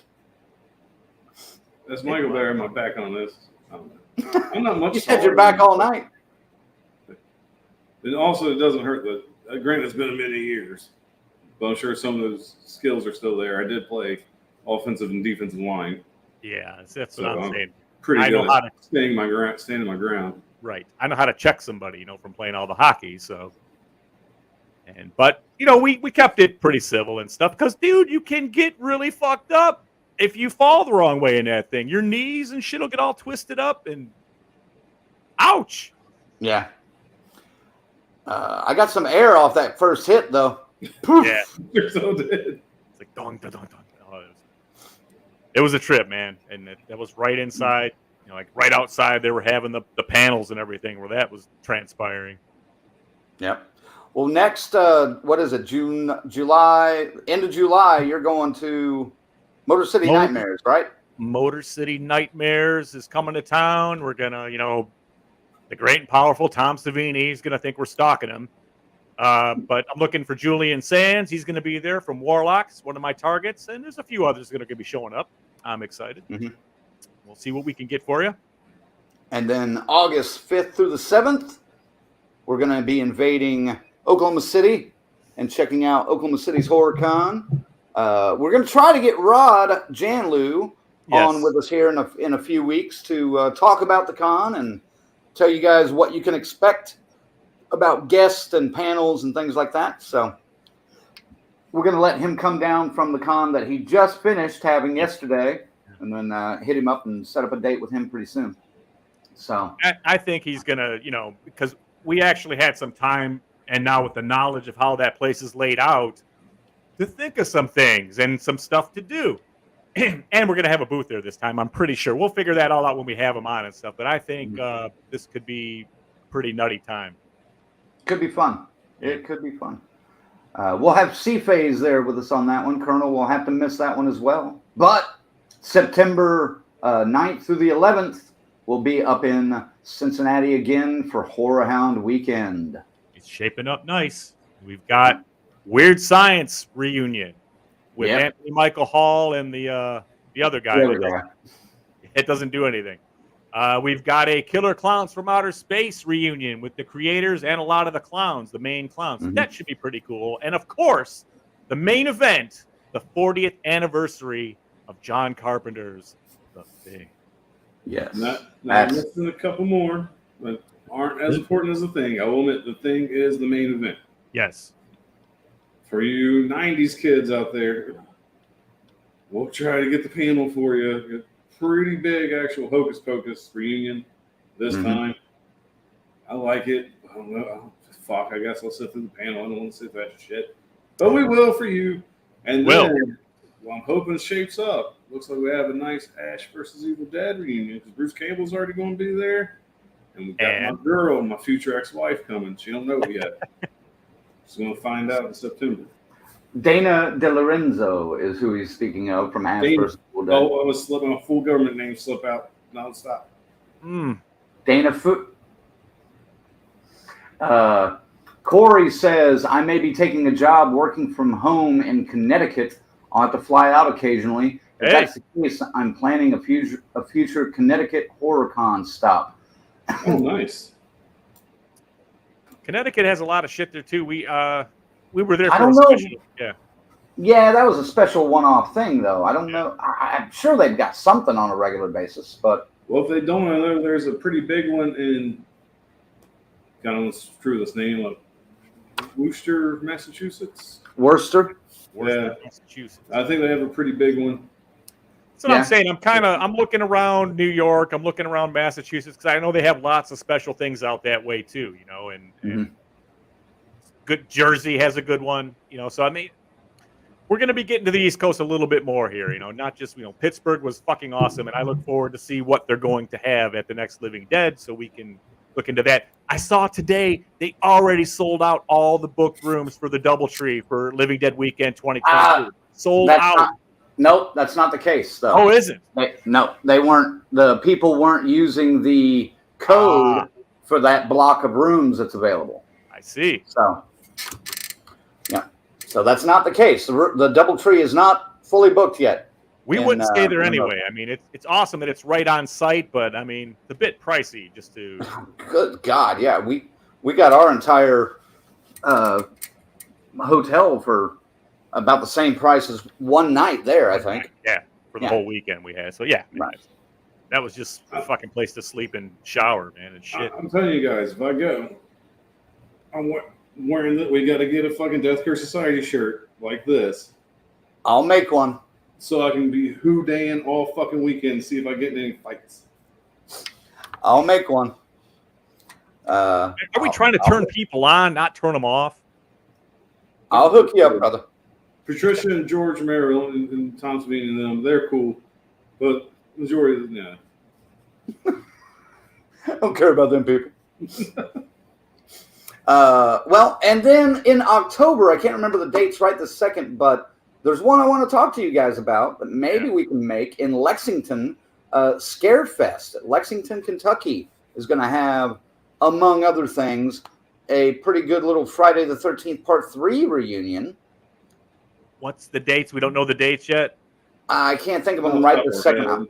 I want to say it's like October 13th through the 15th. I'll give it to you right now. I'm fucking in. I'm in. It depends on funds. That's for me. Maybe 14th through the 16th. I'm still in. About that. I'm still in. But that's one. And then I don't know when the Vengeance 2 premiere is, but I wouldn't mind going to that. There. Okay, Tarek's got it. Scarefest Lexington, October 21 through the 23rd. Even better. In. Fucking in. Ziggy's just booked his tickets already. I'm in. Thank you, Tarek. And Patricia says, can't wait to meet you, Colonel. You'll have a blast if you get up to Living Dead Weekend. Yes, he will. If all these cons didn't schedule his time around, my buddy at work takes his 2 family vacations a fucking year, that wouldn't be a problem. Right. Because it's the times I can't get off because only one of us are allowed off. We're too essential to the business. I want to go with you up to Monroeville, though. I want to go with you to Living Dead Weekend because I want to see your face when you look at some of those places, man. So I want to take you to that fucking cemetery. I want to, if the airfield is still by chance there. Yeah. Hell, I want to go to the other cemetery in the house too. You know, I looked up the 1990 cemetery just because I saw somebody fucking went, and I went, yeah, wait a minute, and it's in Maryland, like 3.5 hours away from there. Oh, damn. Yeah. But the house is close by. The house is close by. The cemetery is not. Right. Yeah, I want to be there with you when you cross into that, when you walk up and see those tombstones, or walk up and see that mall and just like, oh, It wasn't we too did. far off. Yeah, it wasn't too far off from that beginning we did of that stupid video. I mean, that I could picture us all standing there doing that, especially you, Yeah. dude. You love Dawn of the Dead. Well, yeah, it's my favorite horror movie, man. Yes. And George's my favorite horror director.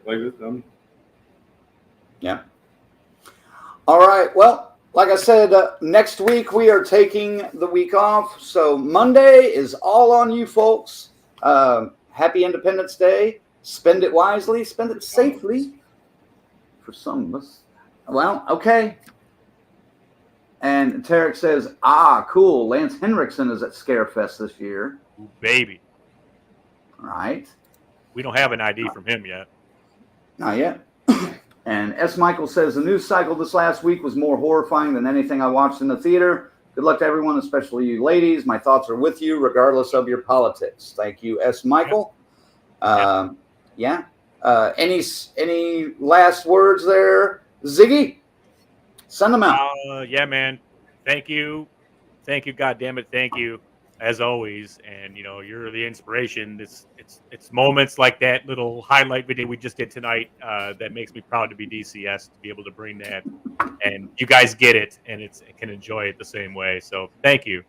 And we just got more to come, man. I'm really excited about Oklahoma, aside from Colonel not being there.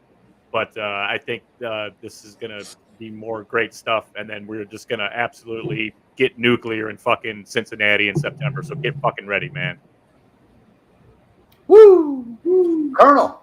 Yes, thanks for joining us. This was a fun show. Little Ziggy know, they'll be here in September, but I might be MIA on the 11th. Uh-oh, that's all right. Not a bad thing. Yeah. Especially if I can talk at least one of the two into it. I'm trying something I think would be fun for DCS with kind of throw everybody off, but I think there's a pretty good gag to be had there. I love it. But yeah, anyway, don't get sick. Wash your dick. Don't smell like Scuba Steve. Use Summer's Eve. Wait, I thought I knew you. I thought I knew what you were talking about for a minute, but now I'm not so sure. You still know. Okay. I mean, I want to, but it depends on what the schedule's like on Sunday. And the schedule was like shitty because we're not going to know it's about 2 weeks out. Right. And what I'm wanting to do, we're going to decide sooner than 2 weeks out, if they're even still available, because season tickets are officially sold the fuck out. By the way, for those wondering, Colonel wants to take us to a Bengals game. The Steelers are in town, man. That's going to be fucking nuts. Like, you don't understand. It's the home opener, too, isn't it? Yep. Or the season opener. Yeah. So that's on a Sunday, though, isn't it? 9, 10, 11? Yeah. It's the Sunday. It is. Oh, it's at 1 o'clock, because when I passed through Cincinnati, I picked up a schedule. I made him take a Bengals schedule. It's on my fucking fridge, man. It's on my fridge. It's just hard, man. Actually, my buddy Julian was over the other night, and he saw it, and he was like, "What the fuck are you doing with the Cincinnati Bengals football schedule on your fridge?" Yeah. It's just hard. That's school's in session then, and we're gonna have this whole weekend, and then I got to drive back. Is what sucks, We'll see. We'll see. The big thing for me is who's doing a panel on Sunday afternoon too. Right.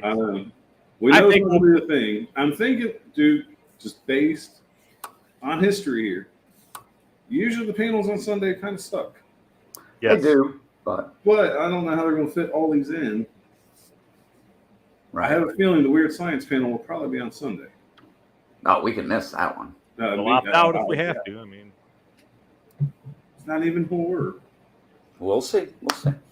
Anyway, thanks for watching, guys. We're off next week for Independence Day, but we'll be back on July 11th with another edition of Curse Your Luck. Stay tuned for details on that. And get ready to sign up as a contestant. One last time, I want to thank our members. I got to figure out a new way to do this because I got to blow this up every time. Our final girls, Corey, Chris, Lorena, Christy, Luke, S. Michael, Patricia, Tanya, and Tyrone. And then, damn it, Yeah, I definitely got to figure out a different way to do this. Clickety click, click, click. Yeah, there's a lot of clicking here. Our Crazy Ralphs, Angelo, Raymond, and our camp counselors, Stacy, Lynn, Orlando, Kiara, and Dave. Woo! I will say one more thing, Lemmy. This week we're going to drop a couple of interviews. We've got Greg Nicotero and we've got Gary Striner from Image 10 Productions from Night of the Living Dead. We have also Russ Striner as a little interview with him. So that's the last little bits from Living Dead Weekend, and then we'll put that baby to bed in the grave. No pun intended. You're so funny. All right. We'll see you guys soon. Have a great holiday and be safe. And by the way, register to vote. We'll see you next time.